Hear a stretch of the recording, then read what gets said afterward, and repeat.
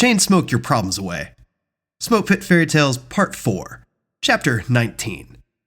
Auld Lang Syne.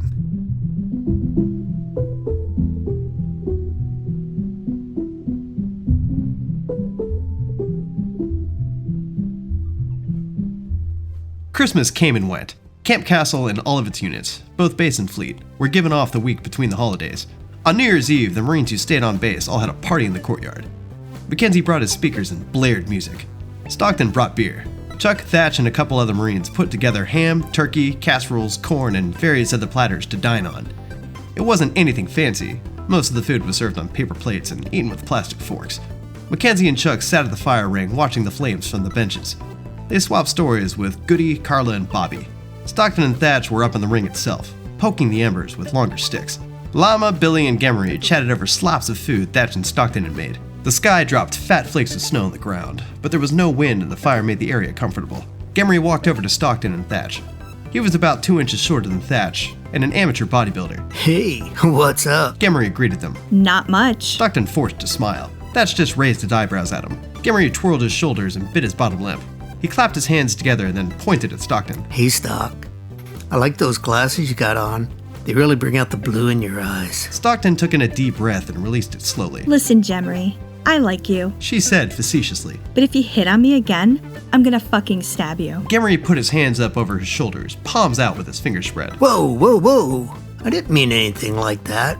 I was just trying to compliment you. Stockton glared at him. Don't push your luck. You're already climbing uphill being a box kicker. Gemery reared his head back. Hey, you don't gotta get personal like that. Stockton looked at Gemery from under her eyebrows. She kept poking the fire with one hand and took a drag off her cigarette with the other. It's not personal. Not at all. But think about this. You're coming at me with that dumbass smile and your stupid fucking T-top like you're my friend. I see the way you're looking at me. Now, considering that you're as big and strong as you are, and as small as I am, why is it that I'm the one in combat arms and you work at a fucking supply lot?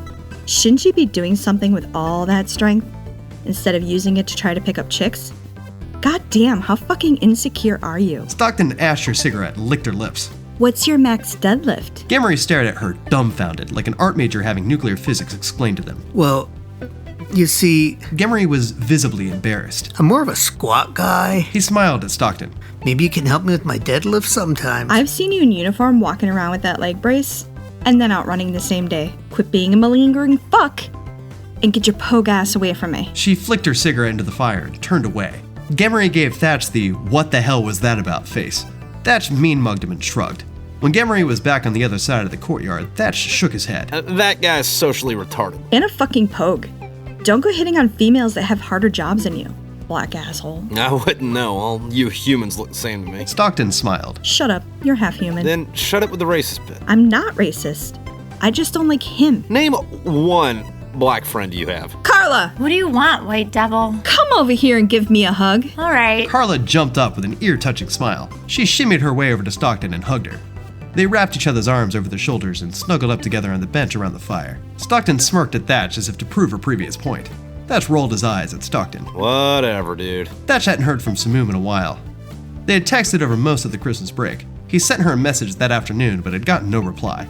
He decided to look at her page online. There was a slew of new videos posted. He figured he had a minute and watched what was posted. The first video was of Misha grinding on some guy at a club. What is this about? Thatch thought. The next was of Misha dancing and screaming with a huge smile on her face. It looked like she was using Samum's phone. Thatch winced and tapped for the next video. There was a picture of Samum in a white dress that's bottom seam was just under her waistline. She was standing in front of a club in Vegas. There was a tall blonde human next to her. They were posing with their bodies touching, leaning over face to face. Thatch was perplexed, demoralized, and frustrated with what he was seeing. The crushing pain of anxiety grew in his gut. The ants manifested themselves back together, this time with torches, axes, and picks. They put on hard hats and started strip mining his heart. Don't worry, man. He tried to tell himself. It's probably nothing. The next few videos were of Samum dancing with the blonde guy. She bumped and grinded on him and used her hands to make love to his body. In the last video, Samum danced with him nose to nose, wrapped her hand around him, rubbing his neck and planted her lips on his. What in the fuck? The ants mining his heart placed dynamite in the crevice caves of his Artrean ventricles. They massed outside, and when it was clear, they depressed the plunger and blew a crater into the ground where the organ that used to pump his circulatory system used to be. He stared at his phone until the screen turned off. The flicker of the flames around him offered no warmth or comfort.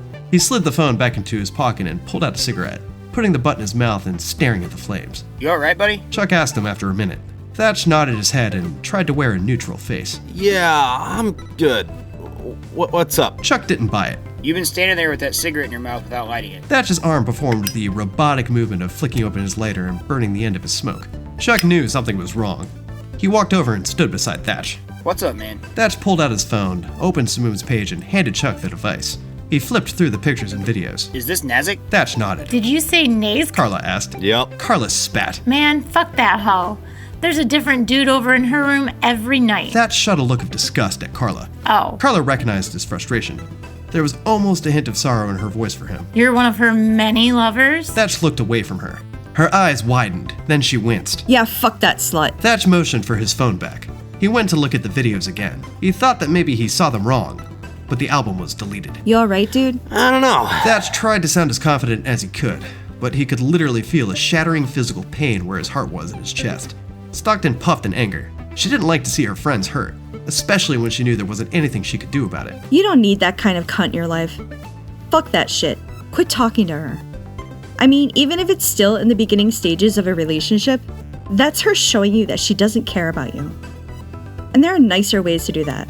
That's absolutely fucking rude. And if that's how little she cares about you, then she shouldn't be talking to you the way she does anyway.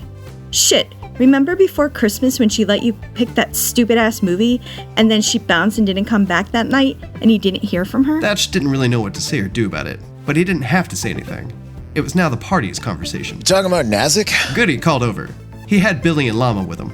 Thatch gave him an angry, Yeah. Yeah, I know what that likes. That chick's a bitch. Don't worry about her. Thatch just raised an eyebrow to Goodie, ready to fight. Remember a while back when we were out here talking about World War I zombies? Yep. I ended up going back over to her room that night, fucking her. Why would you tell me that? Thatch thought. Like, one night, when I came over there, she had that painting on her bed that you made for her, and she just said, I'm just going to put this in the closet. Goodie took a swig of his beer. And right then is when I knew that kind of girl she was, because no guy paints something like that for someone they don't care about, and she fucking hides the thing while she's fucking other dudes. Thatch mean-mugged Goodie. Here, man, Goodie pulled out his phone. better off not sticking around her. She might act sweet now, but she goes full psycho. Goodie opened his text message history from Samum and handed Thatch his phone. Thatch scrolled through the text, keeping an eye on the dates. She went from calling him handsome to fake and full of bullshit in the course of about 6 text messages. Thatch's sorrow and anger turned to disgust and disdain. He shook his head to try and ward her off him. That's fucking gross. Yeah, she thinks she's slick, like we're just friends. But that doesn't stop me from going over there and smashing her when I'm bored. Llama said. Thatch grimaced at Llama. Billy chimed in. Oh no, you have no clue. I fucked that bitch once. He put a single finger up. Once. And the bitch handcuffed me to a towel rack naked. I had to break the fucking thing and go back to my room with my dick in my hand. Has she fucked everyone here? Thatch's frustration filled him to the brim. Llama smirked. It's pretty much a rogues gallery at this point. She can be cool, but if you try to make it anything more than casual, she's gonna write you off. Yeah, well, like, after she writes you down in that little black book of hers. What? Oh, that? She literally has a black book she writes everyone's names down in because she slept with that many dudes. She has to do that to remember their names. Thatch started to boil, but he wore a smirk to mask his pain. At least I found out sooner than later. He threw back the rest of his drink and went inside to make another. He poured a rum and opened up his social media page. He updated his status to, That moment when someone thinks they're playing with your emotions, but you don't care because you know she's a worthless fucking cunt. He scrolled down to see what else was going on with people around the solar system on New Year's Eve. One of his buddies from earlier in his career, who was a civilian again living on Xantha Beach, was killed in a car accident. Shit. Thatch didn't think the night could get worse. He plugged his phone into the charger in his secretary and left it there to go back outside. He sat down between Chuck and Stockton and watched the flames roar over the music and people. You gonna be alright, dude? Yeah, I went back online and saw that fucking one of the guys from my first deployment got killed in an accident. Goddamn, dude. Anyone we know? No, he got out right when we got back. That still sucks. Billy's girlfriend Morgan made her way out to the party. She was tall and blonde with a pretty smile. Running towards him, she stumbled on a rock, tripped, and landed over Billy's shoulder. She was about a foot taller than he was, but Billy was strong, so he caught her with only a little tilt. Billy! Whoa, calm down. I'm fine. I'm fine. She patted herself off, checking her drink to make sure she hadn't spilled any. She looked around the party. How's everybody's night? I'd say there was something wrong with y'all hanging out in the cold, but that fire's nice.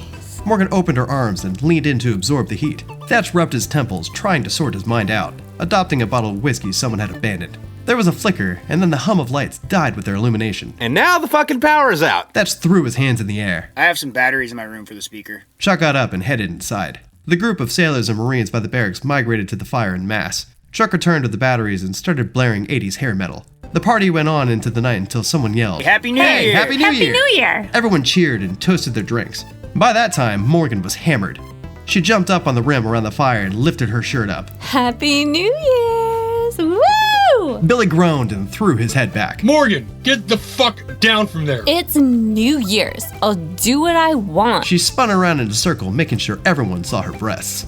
Billy went to pull her down and Morgan punched him in the nose. He fell back and dropped his beer. God damn it, woman. He grabbed his face, shot her the bird, and stormed off back towards the headquarters barracks. Morgan jumped down and chased after him. No, baby, come back. I'm sorry. Fuck you, bitch. Billy kept walking. Chuck leaned over to Thatch and laughed. You could be having a worse night. Thatch tried to force a smile, but all he could manage was an insincere smirk. The power hummed back on and the lights flooded the courtyard. Thatch and Chuck noticed Stockton choking Carla behind the grills. Their tongues were in each other's mouths and Carla's face was starting to turn purple. At least someone's getting laid tonight. Chuck said through cigarette smoke. Stockton! Stockton and Carla snapped their heads towards Chuck and Thatch like teenagers caught masturbating. Get a fucking room. Can you believe that shit? Yep. Thatch polished off the rest of the whiskey and stood up. I'm going to bed. Thatch woke up the next morning with a spinning world. He couldn't move without feeling sick. How much did I fucking drink? He took turns between staring at the ceiling and the back of his eyelids until he worked up the strength to grab the glass of water in the stand beside his bed. He swallowed the whole glass in 2 gulps and collapsed back into the pillows. The room's spin slowed a bit, and he reached over to his phone to see what time it was. Just past noon. I guess that's not too bad. His phone buzzed. He slid the screen to see what Samum sent him. He hadn't sent her anything since the day before last. Her text read, "Hey, I know this is lame to ask, but was that post about me? I just would never want to play with your emotions, and if you felt like I was, I'd want to know." He checked the time. The post was from 4 hours ago. As he was looking at the screen, another text popped up. "Thatch?" He texted her back. "Happy New Year." He strategically placed the phone back on his bed where he wouldn't hear it buzz and went back to sleep. Thatch woke up a few hours later and immediately checked his phone. Samum had sent, "I asked you what was going on. You ignored me. Then just said, 'Happy New Year?' I'm not following what's going on. It was kind of a serious question. I care about you, and I could only assume that if you felt someone was playing with your emotions, it would be me. That's why I asked, because if there was something I had said or done that made you feel fucked with, I'd want to fix it." Thatch's fuse blew. He was enraged by the audacity she had to ask him that after what he saw her do the night prior. "Why would you assume it was about you?" He texted back. "I presumed you weren't seeing anyone else." She texted back immediately. "Aren't you?" He wished there was a way to sound spiteful over a text message. "I'm not seeing anyone." "You're not seeing anyone, or you're not seeing anyone else?" "I'm not seeing anyone." He yelled at his phone. Then why did you say else, you fucking bitch? He hurled his phone to the other side of the room. He laid there fuming for a few minutes before forcing himself up. His hangover was beating him down, so he hobbled to the freezer to finish the rest of the rum. The next day was the last of the holiday. Thatch was out at the grill, smoking a chicken. He had rubbed it down with spices and shoved a beer in its ass to add moisture. His head wasn't feeling great, but he managed. He had a bottle of whiskey and a 6-pack he worked on while the bird roasted. Snow had clumped in the corners and patches around the grounds, benches, and tables. Thatch made a small igloo to chill the beers in. He called his mom and caught up with her. She said her holiday was quiet. She'd spent it watching science fiction movies from when she was young, and wished Thatch could have made it home. He wished it too. She was the only woman who'd never let him down. He loved Stockton and Akon, but even they had their shortcomings. After a while, Chuck, Stockton, Mackenzie, Bobby, and Billy and Morgan came out to join him. They first came out to smoke, but saw Thatch and decided to hang out. Thatch wondered what the hell happened between Billy and Morgan that they were cool again after she punched him in the face. Hey, check this out. Stockton slid up next to Thatch. What's that? He looked down at her, miserable about his existence. Stockton had her phone out and flipped through naked pictures of Carla posing in Stockton's room. Man, I sit in that chair. Meh. Stockton gave a proud smirk. She didn't know she likes to be choked. Thatch shook his head, not really feeling anything towards the situation. Fucker. His phone buzzed and he looked to see a message from Samum reading. Are you busy? He texted her back. Define busy. Unavailable to help me with something? Thatch didn't message her back. He lifted the lid off the grill and blew air into the coals to keep the fire going. So what'd you do yesterday? I literally did nothing but fuck Carla and eat cheese dip all day. Sounds like a good time. Yeah. She took her glasses off and cleaned the lenses with her hoodie. It needs to quit being so damn dry out here so I can wear my contacts. Thatch's phone buzzed again. What? He screamed at his pocket, yanking at the device. Samum messaged him. The door's open if you'd like to visit. Who's that? Nazik. Stockton rolled her eyes at him. Have you talked to her yet? Not really. Well, good luck with that shit. Yeah. He pocketed his phone. You mind watching the fire for me? When's it supposed to come off? Like 4 hours. I'm not gonna be gone that long. All right. Thatch made his way to Samum's room. He gave the door one knock and walked in. Samum was sitting in her chair, digging through a cardboard box. Thatch didn't sit. He crossed his arms and leaned on the wall at the edge of the entryway. He didn't smile. He ran through every mean, nasty, and fucked up thing he could say to her, and planned out how he was going to go off on her as soon as she opened her stupid fucking mouth. Samum pulled a small box out of a larger one and opened a package of Christmas lights that were weaved into a square. I'm thinking about putting these up on the ceiling. She said to him as if nothing had happened over the last week. Maybe the window? Her voice was cheery. Yeah. Over the window would be nice. She held the lights up and looked at the frame. Would you mind helping me out with that? Bitch, I ain't helping you with shit. He wanted to scream at her even more. He wanted to explode and rip the world into pieces. He managed to get out a mumbled, "Maybe in a bit. My back kind of hurts and I don't want to stretch it out." He had no idea why he was lying to her. Oh. Samum put down the lights and sat with her hands in her lap and a stone face. So, how are you? Kind of had a rough weekend. Me too. But you saw that, didn't you? Her voice turned scornful and her tone was snide. They were silent for a minute. Thatch was chomping at the bit to rip Samum in half. He clenched his jaw, ready to growl the most hateful things that she would have ever heard. I had a friend that got killed the other day. He couldn't get his assault off the ground and used his old buddy's car accident as a scapegoat. Samum sneered. That sucks. They stared each other down well past the point where it should have been awkward. Samum ran her tongue under her bottom lip and, in the same disparaging voice, asked, Did you want to be exclusive with me? It sounded to Thatch what she really meant was that he wasn't worthy of her affection, and she was disgusted with the idea. Not anymore. Thatch turned around and left the room. Thatch made it back to the grill and lit a cigarette. How'd it go? Thatch answered with an undistinguishable grumble. Stockton cracked him open a beer. All right then. Sorry about that, buddy. Yeah. Thatch grabbed the beer and chugged.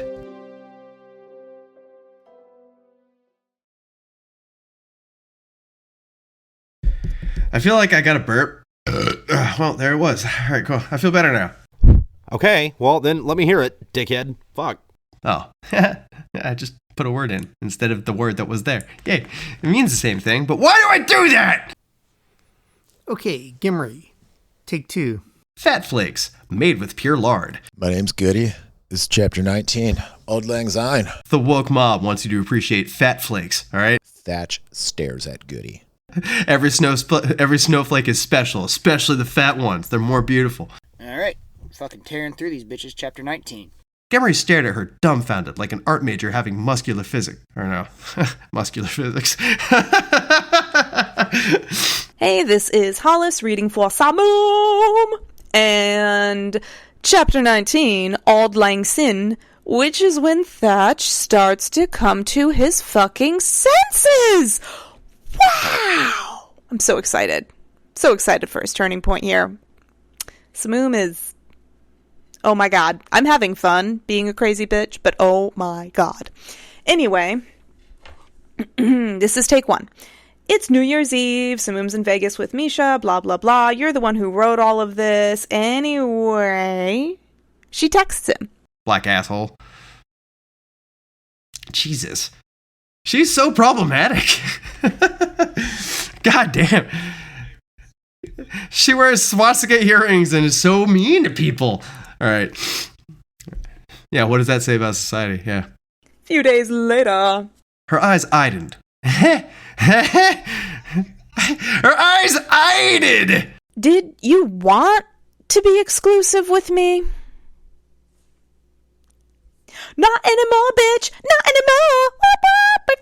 Okay, that's my fun times. I'm silly. The end.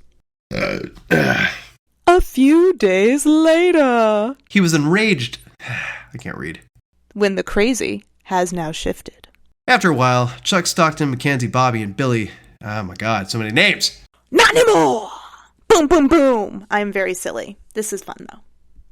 I got into his end state on that one. I'm like, I'm just reading. Pages. Trip's not saying anything to correct me in ages. This is going smoothly.